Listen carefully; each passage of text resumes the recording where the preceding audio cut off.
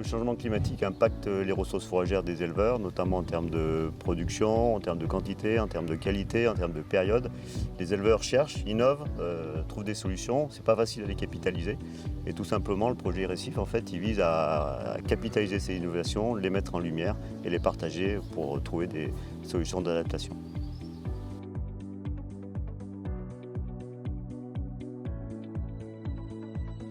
Notre travail a consisté en fait à définir le périmètre de la traque, en fait à savoir à quelle échelle on s'intéressait. Est-ce que c'est à l'échelle de l'animal, du troupeau, du territoire, sachant que ça concernait l'ensemble des ruminants, donc aussi bien les bovins, les caprins, les allaitants.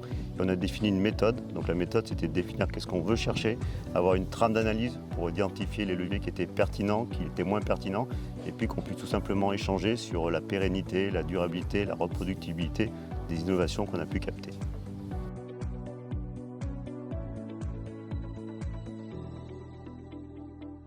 Donc on a identifié 40 exploitations qui nous ont permis d'identifier 5 thématiques principales autour de l'innovation, de l'adaptation au changement climatique: le pâturage, la gestion du troupeau, le système fourrager, la recherche de valeur ajoutée et le dernier, la notion plutôt de territoire, parce qu'en fait l'autonomie alimentaire et la résilience des systèmes passent aussi par le territoire dans lequel travaille l'agriculteur.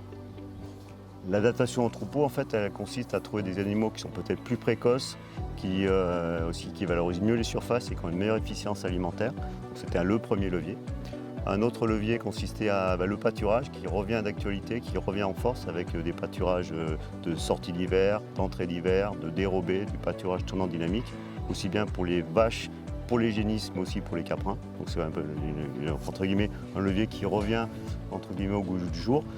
Beaucoup de choses autour du système fourrager, la diversité des ressources fourragères.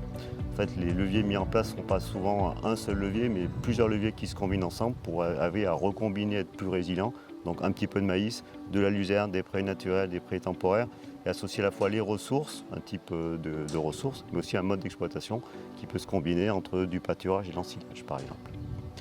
Un autre levier consiste à la recherche de valeur ajoutée, des fois baisser entre guillemets la production, que ce soit par le chargement ou par le nombre d'animaux, contraint par les surfaces et le potentiel agroclimatique de l'exploitation, mais plutôt travailler sur la valeur ajoutée des animaux peut-être mieux finis, voire éventuellement de la vente directe, donc c'est aussi un levier.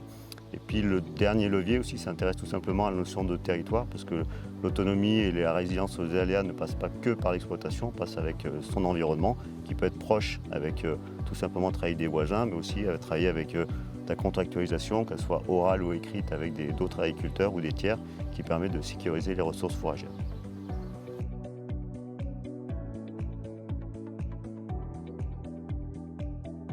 Un enseignement de ce travail, c'est en fait l'intérêt de la veille continue, des conseillers auprès des agriculteurs. Capter l'innovation, c'est un métier, c'est quelque chose qui doit se vivre au quotidien et se partager. Il y a un autre enseignement, c'est qu'il n'y a pas de solution entre guillemets toute faite. On doit combiner des leviers et ces leviers doivent toujours être combinés avec les objectifs du producteur, que ce soit en termes de qualité de vie, en termes d'économie, en termes tout simplement du goût du métier. La troisième et dernière conclusion qu'on a vue dans les focus group, c'est l'intérêt du partage, du collectif. Souvent les agriculteurs ont besoin d'être rassurés, de partager avec leurs pairs et c'est le collectif qui emmène souvent les agriculteurs vers un changement et la mise en place des leviers.